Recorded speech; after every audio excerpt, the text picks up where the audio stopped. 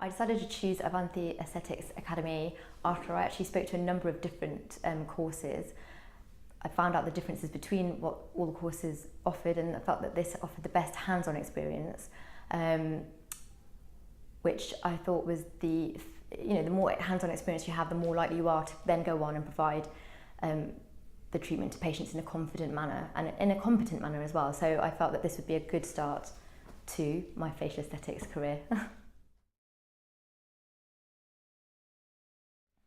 The advice I'd give to other delegates if they are looking at picking a course is to try and pick, ideally through word of mouth, so if someone has been to a course and they can recommend one to you, that's a good way to choose. And the other things you really need to look for are sort of hands-on experience, support given to you after the course, and how approachable you think that trainer is going to be. I thought they were excellent actually.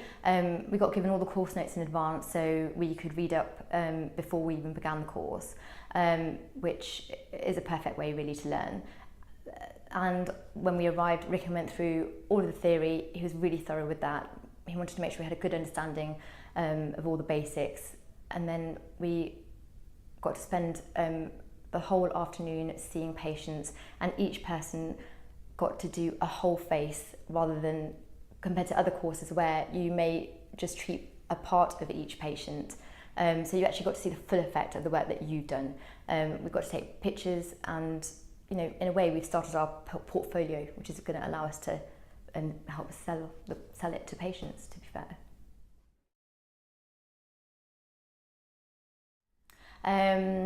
Yes, I think I actually would.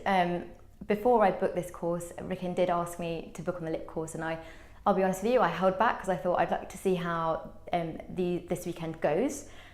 I didn't know if I was going to be impressed with him, and I didn't know if I was going to like him, and I didn't know if it was going to be worth it. But now that I have been on this course, I think it's basically made up my mind, and I will be booking back for further courses.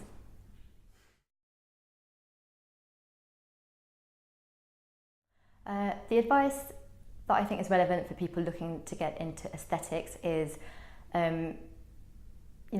ideally pick a course that is going to give you a good start, because even on the course this weekend, we've met people that have been on a number of courses and a number of foundation courses, and then have still had to come on another course. So, choose carefully. And then I think if you can pick a course where the trainer is happy to give you a form of mentorship rather than just sending you home afterwards on your merry way. And I think that with Ricken's course, you do get that mentorship aspect, which is going to give you a lot more confidence and enable you to just actually use the skills that you're learning. There's no point just collecting skills in facial aesthetics. So I think that's the advice I'd give to you. Find a way to do a course that's actually going to make you able to use your skills. Yeah, I thought he was really good actually. I wasn't sure, as I said, about how we'd get on and what he'd be like, and whether he'd just be really full of himself and talk about how wonderful he and his cases are, but he wasn't like that at all. And I also thought he was quite young, so I wasn't sure how experienced he'd be and how much information he'd be able to give me, but I was wrong on all accounts. And he is very experienced, and he's really approachable.